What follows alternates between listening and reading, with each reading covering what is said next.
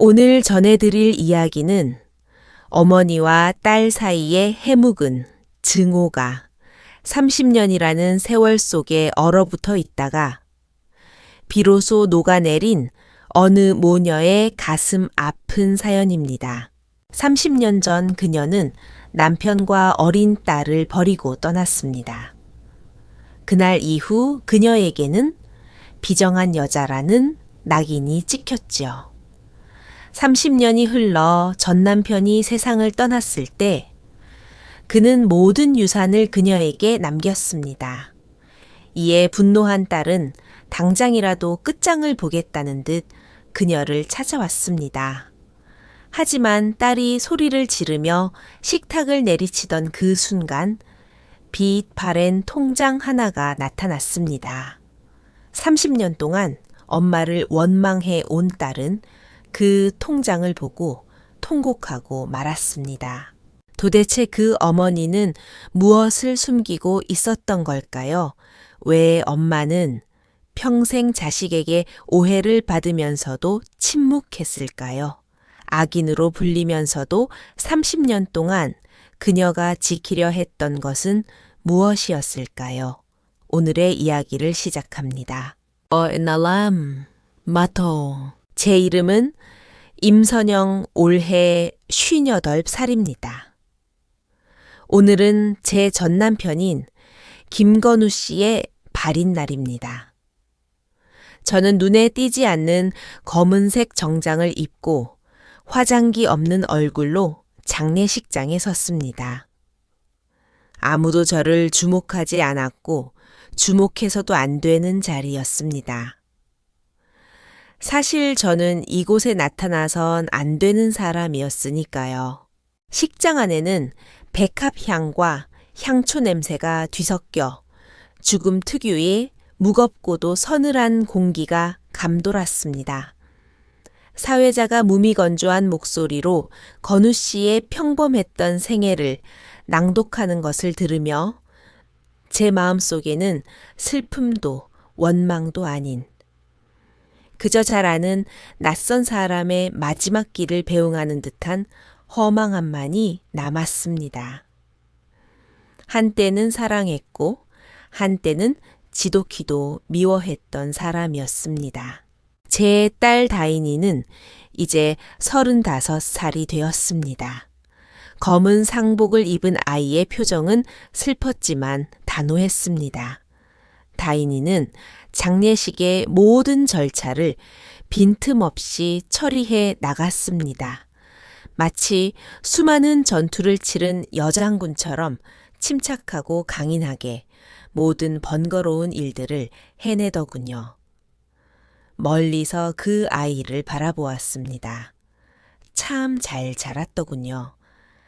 제가 자랑스러워할 만큼 하지만 너무나 낯선 독립적인 여성으로 말입니다. 넓은 빈소 안에서 우리의 시선은 단 한 번도 마주치지 않았습니다. 우리 사이를 가로막고 있는 것은 몇 줄의 의자가 아니라 30년이라는 시간 동안 꽁꽁 얼어붙어 건널 수 없게 된 강물 같았습니다. 장례 절차가 모두 끝나고 조문객들이 썰물처럼 빠져나갔을 때 건우 씨의 유언 집행을 맡은 황 변호사라는 분이 저희 유가족들을 작은 휴게실로 불렀습니다.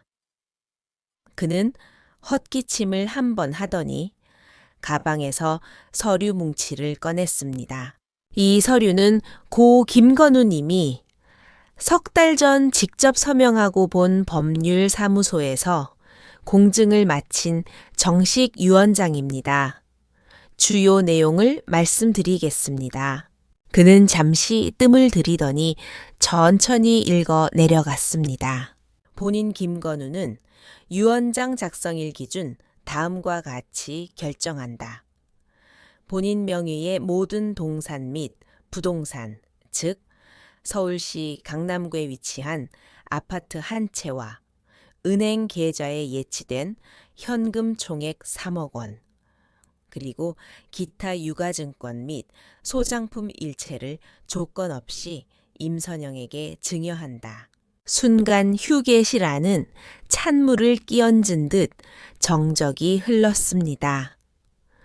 고개를 들어보니 슬픔에 잠겨있던 다인이의 얼굴에서 핏기가 순식간에 사라졌습니다.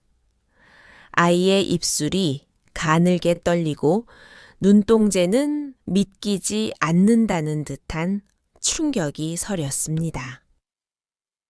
그리고 그 충격은 곧바로 걷잡을 수 없는 분노로 바뀌었습니다. 멀도 앤 드웨이, 다인이는 의자에서 벌떡 일어나 저를 가리켰습니다. 목소리는 극도의 분노로 날카롭게 갈라졌습니다. 이건 분명 위조된 거야. 당신 30년 전에 돈 때문에 우리 버리고 떠난 여자잖아. 당신이 무슨 자격으로 아빠 유산을 받아 아이의 고함은 작은 휴게실을 폭파시킬 듯이 울려 퍼졌습니다. 자리에 있던 친척들은 당황스러운 눈빛으로 저희를 번갈아 보았습니다. 황 변호사가 진정시키려 애썼습니다. 김다인 씨 냉정하십시오. 이 유언장은 고인이 의식이 명료한 상태에서 친필로 시끄러워요. 다인이는 그의 말을 끊고 독이 오른 칼날 같은 눈빛으로 저를 쏘아 보았습니다. 변호사님, 저 여자 고소할 거예요.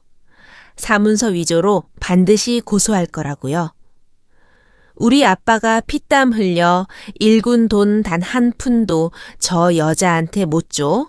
엄숙해야 할 장례식은 그렇게 가장 비참하고 추악한 가족 싸움으로 끝이 났습니다.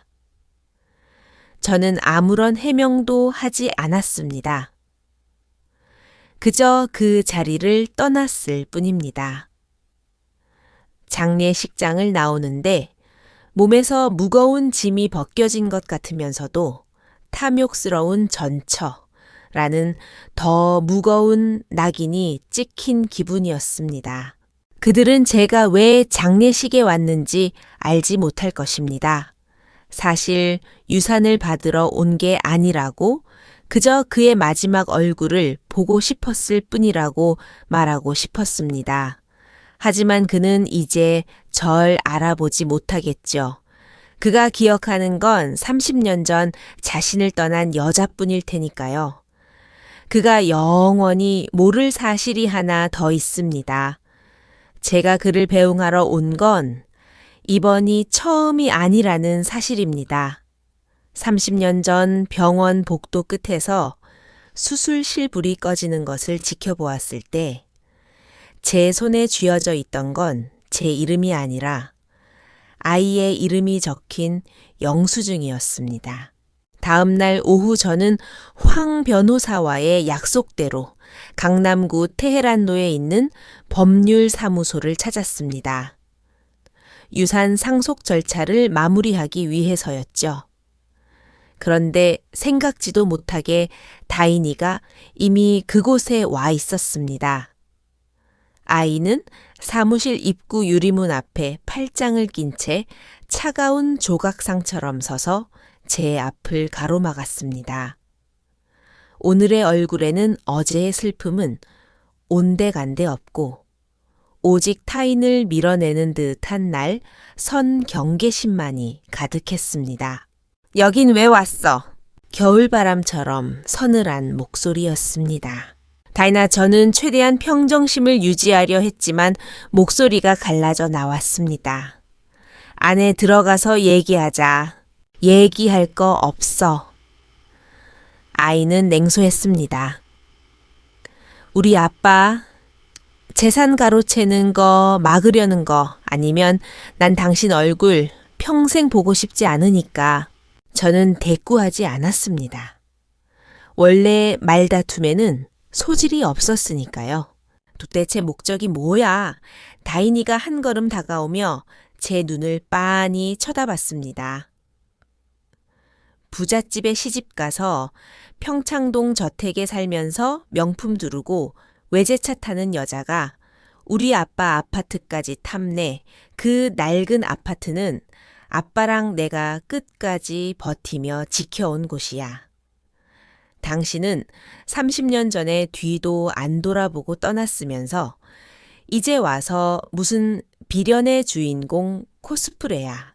저는 고개를 들어 아이를 바라보며 저조차 예상치 못한 말을 내뱉었습니다. 네 아빠가 직접 쓴 유언장이야. 불만이 있으면 아빠 관 뚜껑 열고 나와서 직접 고치라고 해. 당신이 감히 우리 아빠를 입에 올려. 제 침착함이 아이를 더 자극했나 봅니다. 누가 나 고열에 시달리며 엄마 찾을 때 돈 많은 남자 따라서 도망갔는데 누가 나랑 아빠 버려두고 30년 동안 연락 한 번 없었냐고. 우리 아빠가 혼자서 엄마 역할까지 하면서 나를 어떻게 키웠는지 알아.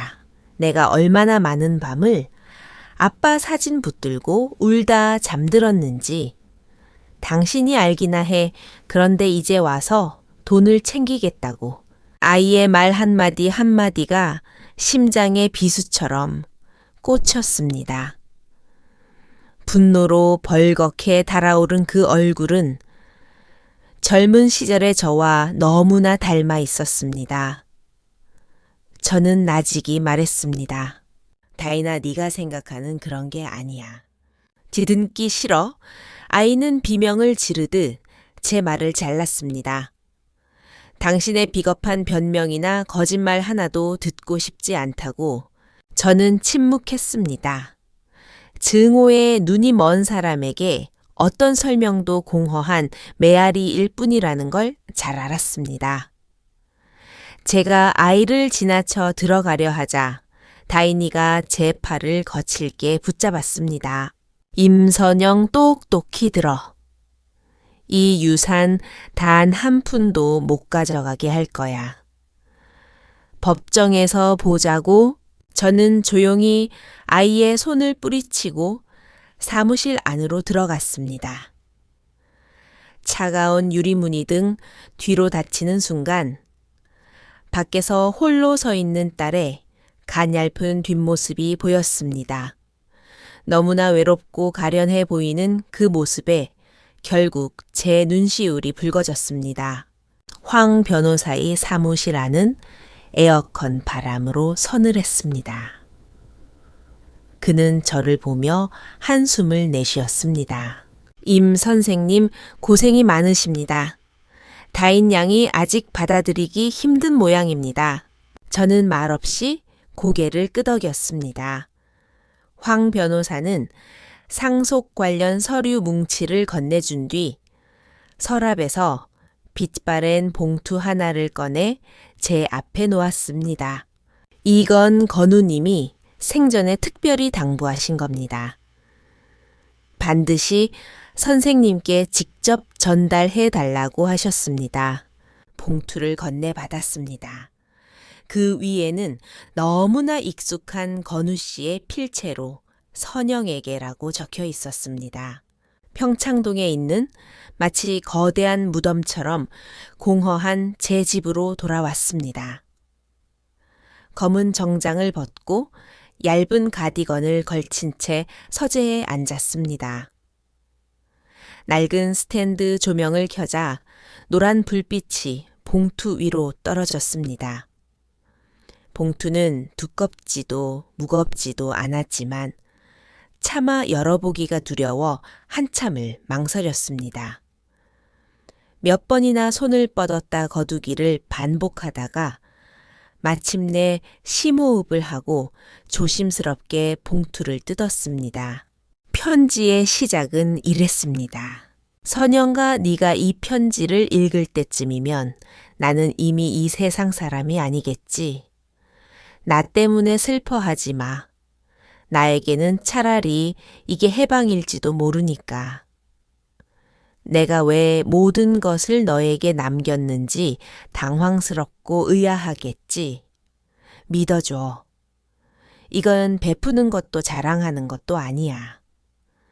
그저 내가 너에게 30년 동안 빚진 미안하다는 말을 전하는 가장 서툴고 투박한 방식일 뿐이야. 내 마음이 얼마나 고통스러웠을지 잘 알아. 그리고 다인이가 평생 너를 오해하며 미워하게 만든 것도 다 내 잘못이야. 그 시절 나의 나약함과 도망치고 싶었던 마음이 우리 가정을 이렇게 만들었어. 유산을 너에게 남긴 건 평생 너에게 지은 죄에 대한 아주 작은 보상이기도 하지만 더 중요한 건 이 방식으로 너와 다인이가 그 누구도 꺼내지 못했던 과거를 정면으로 마주하게 하고 싶었기 때문이야. 우리 딸에게 네가 계속 이런 오해와 원망을 받는 걸 더는 보고 싶지 않아. 이제 나는 가지만 무능했던 내가 두 사람을 위해 할 수 있는 마지막 일은 내가 묶어버린 이 매듭을 내 손으로 푸는 것뿐이야. 편지를 읽으며 저는 이미 오열하고 있었습니다. 편지를 접는 손이 심하게 떨렸습니다. 슬퍼서가 아니라 뼛속까지 차오르는 허망함 때문이었습니다. 30년이 지났습니다. 미안하다는 그 세 글자조차 이제는 너무 늙어버렸습니다. 저는 서재 구석으로 가서 저만 아는 비밀번호가 걸린 금고를 열었습니다. 금고 가장 깊숙한 곳에는 누구에게도 말하지 않았던 작은 나무 상자가 들어 있었습니다. 그 상자 안에는 보석도 다이아몬드도 없었습니다. 오직 비닐팩에 넣어 조심스럽게 보관해 온 날 가서 노랗게 변한 종이 한 장이 들어 있었죠. 그 종이를 천천히 펼쳤습니다. 종이 상단에는 이제는 희미해진 글자가 적혀 있었습니다. 서울대학교 어린이병원 입원비 수납 영수증. 날짜는 30년 전이었고 환자 이름란에는 제 딸의 이름인 김다인이 또렷하게 적혀 있었습니다. 제 기억은 둑이 터진 홍수처럼 제 인생에서 가장 어둡고 절망적이었던 그 해의 여름으로 거슬러 올라갔습니다. 30년 전 다인이는 겨우 5살이었습니다. 요정처럼 귀엽고 활기찬 아이였죠. 그런데 어느 날부터 아이가 원인 모를 고열에 시달리기 시작했습니다. 몸에는 보라색 멍울 같은 반점이 나타났고요. 서울 시내의 크고 작은 병원을 전전하며 수많은 검사를 받은 끝에 저희는 서울대 어린이병원에서 사형 선고와도 같은 진단을 받았습니다. 급성 림프 구성 백혈병. 의사는 진행이 매우 빠른 위험한 상태라며 당장 골수 이식을 해야 한다고 했습니다. 하지만 이식 비용의 후속 치료비까지 합치면 그 시절 평범한 맞벌이 부부였던 저희에게는 도저히 감당할 수 없는 천문학적인 액수였습니다. 그 액수를 들었을 때 건우 씨의 표정을 잊을 수 없습니다. 완전히 무너져 내린 텅 빈 절망의 얼굴이었죠. 저희는 팔 수 있는 건 다 팔고 일가 친척과 친구들에게 머리를 조아리며 돈을 빌렸습니다. 하지만 그 돈은 거대한 치료비 앞에 조족지혈이었죠. 다인이의 상태는 날로 악화되었습니다. 작고 마른 몸은 종이장처럼 창백해졌습니다. 벼랑 끝에 몰렸을 때 제가 평생 의지할 수 있을 거라 믿었던 남편 건우 씨가 먼저 무너졌습니다. 어느 날 아침 눈을 떠보니 옆자리가 비어 있었습니다. 베개 위에는 그가 남긴 편지 한 장과 이미 잔액이 바닥난 텅 빈 통장만이 놓여 있었습니다. 선영아 미안해. 난 더 이상 못 버티겠어. 이 압박감이 너무 커. 난 좋은 남편도 좋은 아빠도 아니야. 나를 잊어줘. 그는 그렇게 우리 삶에서 도망쳐 버렸습니다. 그 순간 병실에서 숨을 헐떡이는 딸을 안고 저는 하늘이 무너지는 기분을 느꼈습니다. 하지만 울지 않았습니다. 울음은 문제를 해결해 주지 않으니까요. 그때의 저는 약해질 수 없었습니다. 수십 통의 전화를 돌렸습니다. 돈을 빌려달라고 도와달라고 애원했습니다. 하지만 돌아오는 건 냉담한 거절과 비아냥뿐이었습니다.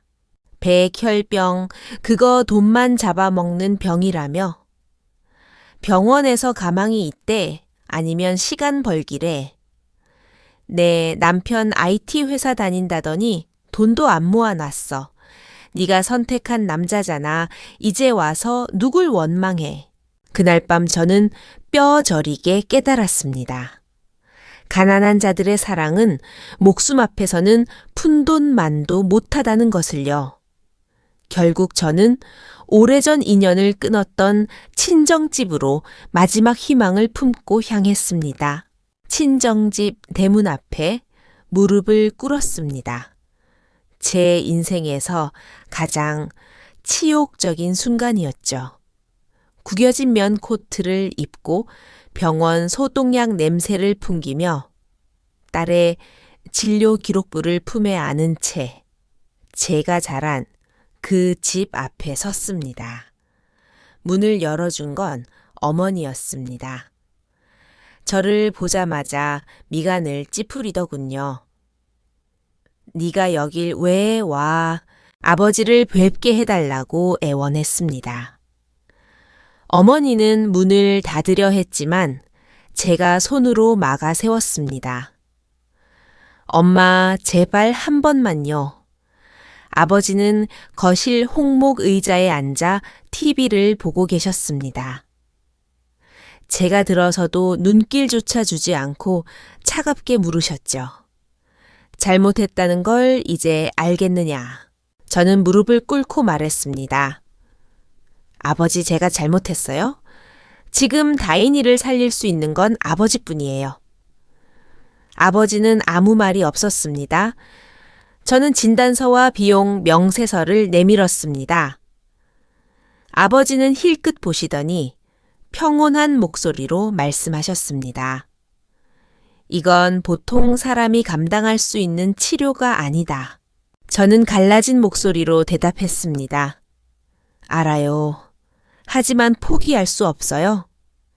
아버지는 찻잔을 내려놓으시더니 처음으로 저를 똑바로 쳐다보셨습니다. 도와주마. 하지만 조건이 있다. 저는 숨을 죽이고 다음 말을 기다렸습니다. 이혼하고 장 전무에게 시집가라. 순간 머리를 망치로 얻어맞은 듯 멍해졌습니다. 장 전무님이요. 그분은 저보다 20살이나 많으시잖아요. 그가 너를 아내로 맡겠다고 한다. 하지만 전 그를 사랑하지 않아요. 그건 네가 고려할 사항이 아니다. 그럼 제 딸은요. 아이가 살 수만 있다면 그걸로 충분한 거 아니냐. 저는 대답하지도 반대하지도 못한 채 병원으로 돌아왔습니다. 아이는 잠들어 있었고 작은 손에는 아빠가 마지막으로 사준 눈이 빠진 인형이 들려 있었습니다. 아이는 기억하지 못하겠죠. 그날 밤 저는 아이 곁에서 밤을 꼬박 새웠습니다. 그리고 동이 틀 무렵 다시 친정으로 가서 아버지 앞에 무릎을 꿇었습니다. 하겠습니다. 아버지는 기뻐하지도 비웃지도 않았습니다. 그저 장 전무가 내일 출장에서 돌아오니 모레 식사를 해라고만 하셨습니다. 저는 아버지의 수소문 끝에 인천의 어느 허름한 여관에서 술에 절어 살던 건우 씨를 찾아냈습니다. 그의 앞에 이혼 서류를 던졌습니다. 건우 씨 이혼해요. 충혈된 눈으로 저를 바라보던 그는 마치 이날이 올 줄 알았다는 듯한 표정이었습니다. 다인이 병원비는 도와줄 사람을 찾았어요. 아이는 살 수 있어요. 제 목소리는 저 자신도 낯설 만큼 차분했습니다. 대신 조건이 있어요. 이혼 후 다인이의 친권과 양육권은 당신이 가져요. 건우 씨는 당황했습니다. 뭐라고 당신, 딸을 포기하겠다고. 저는 심장이 찢어지는 고통을 참으며 평생을 후회하게 될 거짓말을 뱉었습니다. 더 이상 이렇게 구질구질하게 살기 싫어. 나 시집가. 돈 많은 남자랑 결혼할 거야. 아픈 애 데리고 갈 수 없잖아. 대신 다인이 생활비는 내가 책임질게. 매달 꼬박꼬박 돈 보낼 테니 걱정 마. 그리고 저는 또 다른 서류 한 장을 내밀었습니다. 제가 보내는 돈은 생활비 외에 전액 아이의 교육과 치료에만 써야 한다는 서약서였습니다. 어길 시 모든 금액을 반환해야 한다는 조항도 넣었지요. 반드시 아이를 잘 키워줘요. 그리고 이 사실은 절대 알리지 마요. 건우 씨는 복잡한 눈빛으로 저를 보더니 마침내 떨리는 손으로 이혼 서류에 서명했습니다. 그날 이후 저는 장전무의 아내로 살게 되었습니다. 결혼식은 화려했지만 진심으로 축복해주는 사람은 아무도 없었습니다. 장전무 주변 사람들은 그에게 이미 다른 여자가 있다는 걸 알았기에 저를 안주인으로 대접하지도 않았습니다. 하지만 상관없었습니다. 저는 아내가 아니라 돈으로 팔려온 책임이었으니까요. 그날부터 제 삶의 기준은 매달 보내야 할 송금액이 되었습니다. 장 전무가 주는 고정생활비를 아껴 쓰고 그의 비위를 맞추며 집안 대소사를 챙겼습니다. 그가 외국에 나갈 때면 시부모님 병수발도 마다하지 않았습니다. 아내로서의 도리를 다한 뒤 남은 돈을 한 푼 한 푼 모아 이제는 제 가족이 아닌 그들에게 보냈습니다. 세월은 흘러 딸은 초등학생이 되고 중학생이 되고 대학원에 진학했습니다. 건우 씨는 가끔 편지를 보내왔습니다. 아이의 근황뿐이었고 힘든 소리는 한마디도 없었습니다. 한 번은 자기가 이제 개인 사업을 시작해서 돈을 꽤 번다는 소식을 전해왔습니다. 그 편지를 보며 저는 참 오랜만에 소리내어 웃었습니다. 저는 그 편지들과 송금 영수증 아이의 어릴 적 사진, 그리고 그날의 병원비 수납증을 모두 나무 상자에 담았습니다. 언젠가 아이에게 전해줄 날이 올지 아니면 영원히 묻어둬야 할지 알 수 없었지만 마치 멀리서도 엄마이기를 포기하지 않았다는 증거처럼 소중히 간직했습니다.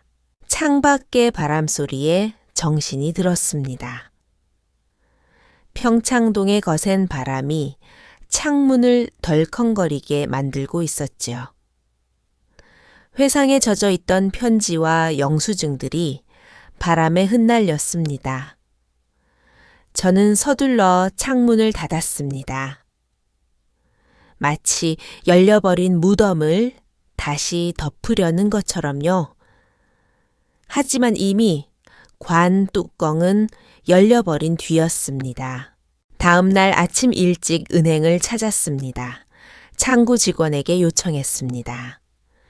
제 계좌에 최근 5년간 송금 내역을 전부 출력해 주세요. 집으로 돌아와 상자에서 또 하나의 물건을 꺼냈습니다. 겉면이 닳고 종이가 누렇게 변한 옛날 통장이었습니다. 처음 건우 씨에게 송금을 시작할 때 썼던 통장이죠. 한 줄 한 줄 도트 프린터로 찍힌 송금 기록들. 그 안에는 제 젊은 날의 피눈물과 말하지 못한 사랑이 고스란히 기록되어 있었습니다. 황 변호사에게 연락해 다인이를 강남의 그 낡은 아파트로 불러달라고 했습니다. 다인이보다 먼저 도착해 열쇠로 문을 열었습니다. 철컥 하는 소리와 함께 문이 열리는 순간 30년 전으로 돌아간 듯한 착각이 들었습니다. 가구마다 먼지가 쌓여 있었고 집안은 텅 비어 있었습니다. 저는 식탁 위에 송금 내역서들을 가지런히 펼쳐 놓았습니다. 입으로 하는 변명이 아니라 30년 동안 보낸 돈과 침묵, 그리고 제가 참여하지 못한 아이의 성장이 담긴 묵직한 답안지였습니다. 30분쯤 지났을까 복도에서 발소리가 들렸습니다. 다인이었습니다. 문이 열리고 찬바람과 함께 아이가 들어왔습니다. 의심과 경계심이 가득한 얼굴로 저를 보더군요. 여기로 부른 이유가 뭐야 또 심파극이라도 찍으려고 아이는 차갑게 주변을 둘러봤습니다. 저는 말없이 식탁 위의 종이들을 아이 쪽으로 밀었습니다. 이게 뭐야? 다인이는 망설이다가 다가와 종이를 집어들었습니다. 빛바랜 영수증을 보는 아이의 미간이 찌푸려졌습니다. 첫 번째 송금 기록을 보더니 멈칫하더군요. 한 장 한 장 넘길수록 아이의 호흡이 거칠어졌습니다. 이게 다 뭐야? 어디서 난 거야? 저는 여전히 침묵했습니다. 15페이지쯤 넘겼을 때 다인이가 떨리는 목소리로 물었습니다. 당신이 보낸 거야. 아이는 잠시 무언가를 억누르는 듯 하더니 갑자기 서류들을 내팽개쳤습니다. 뭘 믿으라는 거야? 이거 다 위조한 거잖아. 아빠 아파트 차지하려고 이런 소설까지 써. 저는 묵묵히 가방에서 낡은 서류 봉투 하나를 더 꺼냈습니다. 그 안에는 건우 씨가 제게 보낸 편지 뭉치가 들어 있었습니다. 다이나 은행 기록은 안 믿어도 좋아. 하지만 네 아빠 필체는 네가 잘 알겠지. 다인이는 멍해진 얼굴로 편지들을 바라봤습니다. 수신이는 제 이름이었고 발신이는 김건우였습니다. 아이는 떨리는 손으로 맨 위에 편지를 꺼냈습니다. 선영에게 이번 달 돈 잘 받았어. 고마워. 다인이는 잘 지내고 있어. 이번 기말고사에서 또 정요 1등을 했어. 선생님이 널 닮아 머리가 좋다더군. 요즘 앞니가 빠져서 발음이 새는데 그게 얼마나 귀여운지 몰라. 네가 보내준 빨간 원피스를 입고 집안을 뱅글뱅글 돌며 좋아하더라. 오늘은 다인이 10번째 생일이야. 하늘에 있는 엄마가 자기 잘 지내는 걸 보고 있을 거라고 소원을 빌더군. 마음이 너무 아팠어. 선영아, 너에게 너무 불공평한 일이라는 거 알아. 하지만 아이를 위해서 편지 한 장 한 장에는 아이의 첫 생리 때의 당황함, 첫 연애 편지의 고민, 명문고 합격의 기쁨, 대학 전공을 고민하던 방황까지 제가 없었던 딸의 청춘이 고스란히 담겨 있었습니다. 그 차가운 송금액으로 제가 산 유일하고도 따뜻한 위안이었습니다. 다인이는 편지를 읽으며 무너져 내렸습니다. 눈물이 뚝뚝 떨어져 아빠의 필체를 번지게 만들었습니다. 마지막 편지 건우 씨가 시한부 판정을 받고 쓴 편지에 이르자 아이는 통곡했습니다. 선영아, 내 시간이 얼마 남지 않았어. 평생 너에게 가장 큰 죄를 지었어. 겁쟁이처럼 도망치고 너에게 모든 비난을 짊어지게 했지. 염치 없지만 내 남은 모든 걸 너에게 남기기로 했어. 다인이에게 그리고 세상에 알려주고 싶어. 다인이 엄마 임선영은 비정한 여자가 아니라 세상에서 가장 위대한 어머니였다는 걸. 다인이의 손에서 편지가 바닥으로 떨어졌습니다. 아이는 붉어진 눈으로 저를 보며 소리쳤습니다. 이까짓 종이 쪼가리로 지난 30년의 상처가 지워질 것 같아. 내가 얼마나 대문 앞에서 엄마를 기다렸는지 알아. 알아? 제 목소리는 작게 떨렸습니다. 당신이 뭘 알아? 아이는 목을 긁는 듯한 소리를 냈습니다. 진짜 알았다면 30년 동안 나타나지 않았어야지. 눈물이 쏟아졌지만 아이는 억지로 참아내며 말을 이었습니다. 저는 나직이 읊조렸습니다. 초등학교 때 하교하면 학교 앞 분식집에서 떡볶이 먹는 거 좋아했지. 주인 할머니는 무서웠지만 넌 그 집 고추장 맛을 좋아했어. 튀김은 항상 오징어만 먹고 김말이는 안 먹었지. 아이가 멍하게 저를 바라봤습니다. CEO 생리 터졌을 때 겁먹어서 편의점 생리대 코너에서 한참 서성였지. 내가 가게 밖에서 다 지켜보고 있었어. 네가 가장 싼 걸 집어들고 나간 뒤에 내가 들어가서 제일 좋은 걸로 3팩 사서 주인 아저씨한테 부탁해 내 집 우편함에 넣어달라고 했어. 아이의 입술이 파르르 떨렸습니다. 지금 입고 있는 자켓 왼쪽 어깨가 조금 더 높은 거 알아. 넌 어릴 때부터 왼쪽 어깨가 완전 이 5cm 정도 낮았거든. 그래서 네 옷은 항상 내가 치수를 재해서 아빠 편에 보냈어. 네가 받은 가방, 새해 옷, 동화책, 좋아하던 드라마, DVD. 그거 다 내가 백화점을 몇 시간씩 돌며 고른 거야. 작년에 아빠가 선물했다는 갈색 코트도 내가 고른 거야. 제 목소리는 이제 비바람 소리에 묻힐 만큼 낮아졌습니다. 네가 기억하지 못하는 모든 순간에 내가 있었어.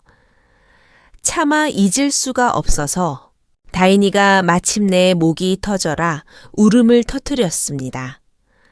그런데 왜 안 왔어? 나 잘하는 거 보고 싶었다면서 왜 안 왔냐고.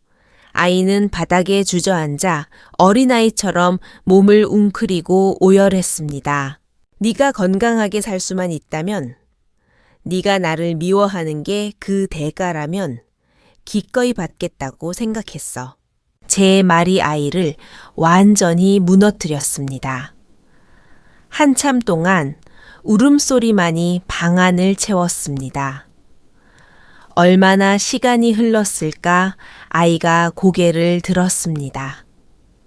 눈빛에는 분노 대신 깊은 슬픔과 깨달음이 서려 있었습니다. 나중에 결혼한 그곳에서는 행복했어. 저는 잠시 멍하니 있다가 씁쓸하게 웃었습니다. 다인아, 나는 그 집에 상품으로 팔려간 거였어. 남편에겐 다른 여자가 있었고 우리는 그저 한 지붕 아래 사는 타인이었지. 그럼 왜 이혼 안 했어? 네 아빠가 떠난 그날 이후로 내 마음속의 사랑은 죽었거든. 화려한 묘지에 묻히든 이름 없는 무덤에 묻히든 내겐 그저 똑같은 감옥이었어. 그럼 지난 30년 동안 도대체 뭘 위해 버틴 거야? 저는 나직이 속삭였습니다. 누군가 나를 엄마라고 불러줄 그날 하루를 위해서. 아이는 더 이상 울지 않았습니다. 조용히 일어나 그 낡은 집을 나갔습니다. 저는 텅 빈 거실에 앉아 노을이 방 안을 노랗게 물들이는 것을 바라보았습니다. 제 인생의 무거운 짐을 아이에게 넘겨준 건 아닌지 마음이 무거웠습니다. 하지만 30년을 기다려온 그날 아이가 제 이야기를 끝까지 들어준 것만으로도 충분했습니다. 그 후 일주일 동안 아무런 연락이 없었습니다. 제 마음은 서서히 비워져 갔습니다.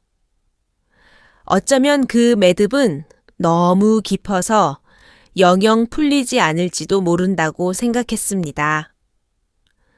상속받은 재산을 모두 기부하고 이 도시를 떠날 준비를 해야겠다고 마음먹었죠.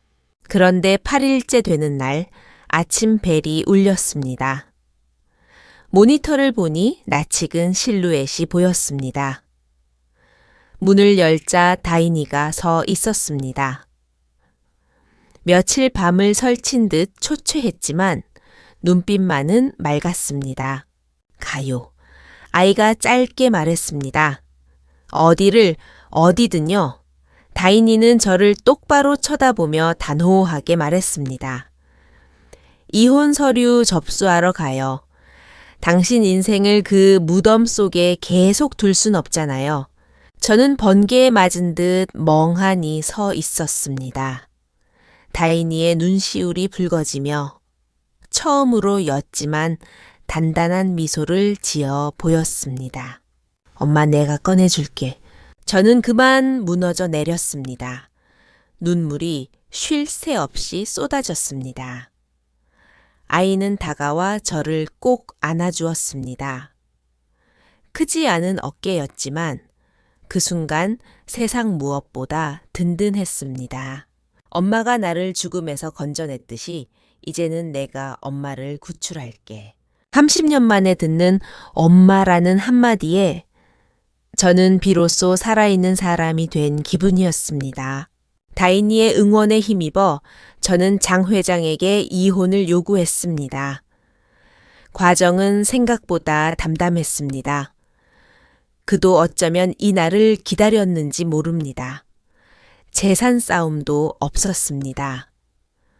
저는 그저 제가 모아온 개인 재산만을 챙겨 그 집을 나왔습니다. 변호사 사무실을 나오니 비가 그치고 햇살이 쏟아지고 있었습니다. 제 인생에는 2개의 성이 있었습니다. 김건우의 아내 장 회장의 아내. 하지만 이제 저는 그저 누군가의 엄마로 불리고 싶습니다. 저와 다인이는 강남의 그 낡은 아파트로 돌아왔습니다.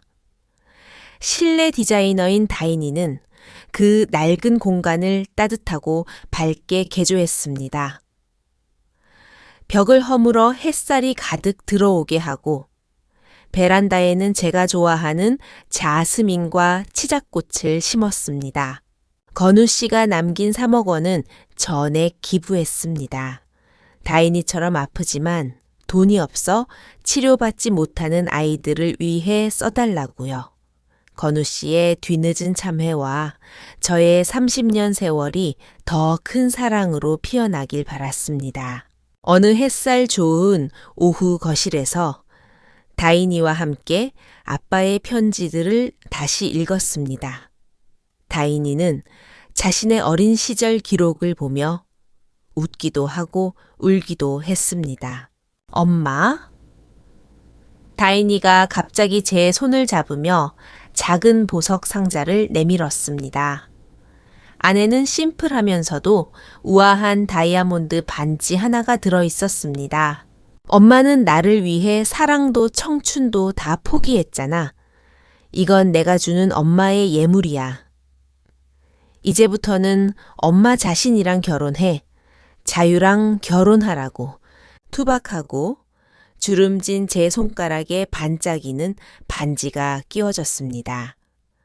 제 앞에는 빛나는 눈을 가진 아름다운 딸이 서 있었습니다. 눈물이 났지만 이번엔 슬프지 않았습니다. 비록 우리는 30년을 잃어버렸고 서로에게 큰 상처를 주었지만 지금 이렇게 함께 앉아 있습니다. 제가 여기 있고 아이가 제 곁에 있다는 것. 그것만으로도 충분히 완성된 인생이라는 생각이 듭니다. 임선영 씨와 김다인 씨 모녀의 이야기는 여기서 끝이 납니다. 장례식장에서의 결렬부터 30년 만에 밝혀진 희생과 구원의 비밀까지 그 감정의 무게가 참으로 묵직하게 다가옵니다. 여러분은 이 사연을 어떻게 보셨나요?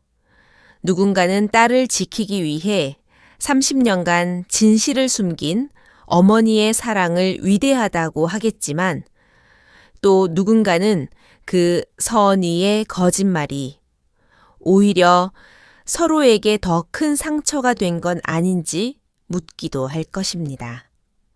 그리고 마지막에 유산을 남긴 아버지의 행동은 참회였을까요? 아니면 책임 회피였을까요? 가족 안에 닥친 거대한 위기 앞에서 잔인한 진실과 선의의 거짓말 중 무엇이 더 나은 선택일까요? 여러분의 생각을 댓글로 남겨주세요. 때로는 가장 깊은 사랑이 가장 깊은 오해 뒤에 숨어 있기도 하다는 사실을 깨닫게 하는 하루입니다. 이야기가 마음이 울림을 주었다면 구독과 좋아요 부탁드립니다. 시청해 주셔서 감사합니다.